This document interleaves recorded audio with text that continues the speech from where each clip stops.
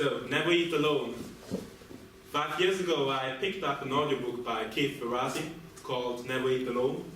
And I didn't know what I was getting into and started listening to it. And after I was finished, my life went to a completely new direction. Today, I'm going to present you about the topic, how to reach success in life and through the power of personal relationships. Success in life equals the people you meet and what you do with the people.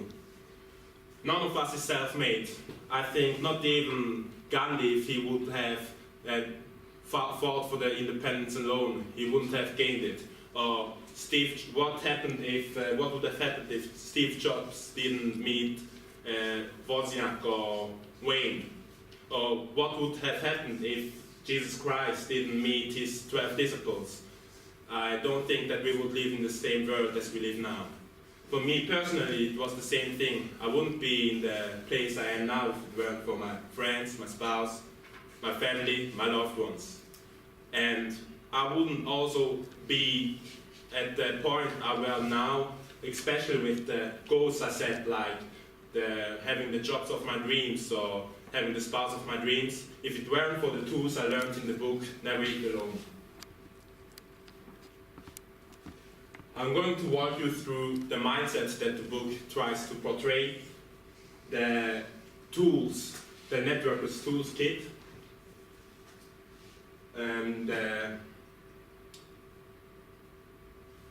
habits that the networker should have, and also an action plan that you could take from the presentation onwards. Let's start with the networker's mindset.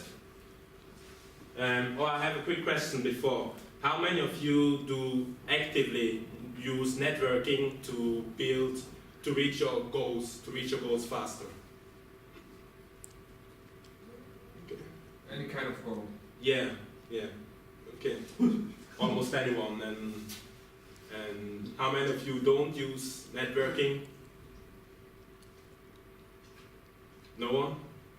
Okay, so I think this is the right place for the presentation. The mindset of a networker. Give and you shall receive. I chose this image because it portrays what the main message of the book actually is that you can put out positive energy and positive task into the world, and it will all come back to you eventually. That's what the author of this book believes, and also what I personally believe.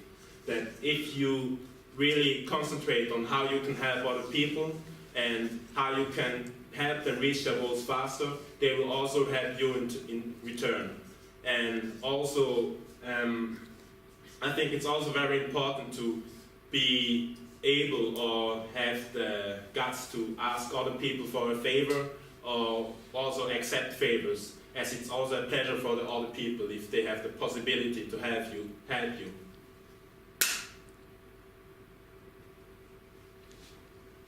Build it before you need it. You can't demand something from your network from the beginning if you haven't helped them first. So the first question to ask is always, before approaching someone, what can I give to this person? How can I serve him? And through this, the bigger your network gets, the faster and the more easily you can reach your goals, and the faster you can reach the people you need for your personal success. Be transparent and straight. That's like the number one thing if you want to build a network that is bigger than your personal circle of friends right now. Because you can only keep up the bullshit that you tell people so long until they find out about it. So it's better or easier to network if you are just completely transparent from the beginning, if you come to the point from the start and tell the people what you want from them and or what you want to offer them. The Networker's Toolkit, Never Eat Alone, also the title of the book. The author Kifarazi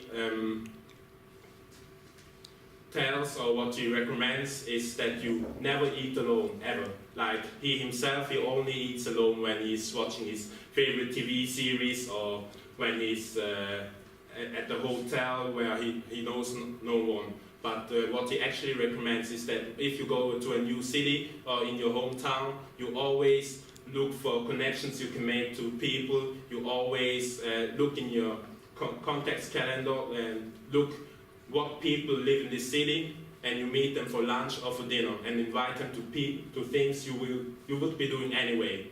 And like me, for example, I do regular dinner parties with my spouse, and we invite people, we invite friends, we also invite new people, and also invite business associates, because what also actually really helps is that the friends and the new people that I want to get into my network also gets to know me better through my friends.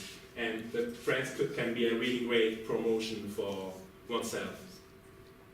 What you can also do is not really eating, but like in the sense of inviting people into what you're already doing, is invite people to your workouts. If you regularly work out alone, it's a really easy way to meet more people without having more time. Or if you regularly go play basketball or you go play football, you can also just easily invite new people, even business associates, so they can get to know you better.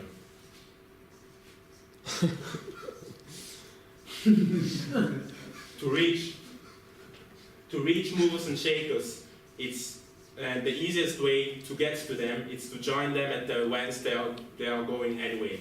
So, like in this example, Kim Jong-un, who invited him for a basketball game, and like he's a basketball player anyway, and so it's really easy even for a blacklist for the US politician to get an American to come watch a basketball game with him.